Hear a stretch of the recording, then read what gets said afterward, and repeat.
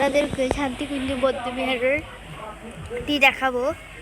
তার সঙ্গে এটা কি কঠিন চিবুদান 24 অক্টোবর 6 কার্তিক আমরা যেতে পারবো না। ও ওয়াও আমাদের ভান্তেও থাকছে। আমরা মন্দিরে ঢুকি। মারা গেছে, সেখানে যেতে হবে তো সেজন্য অনেক দাদু মারা গেছে।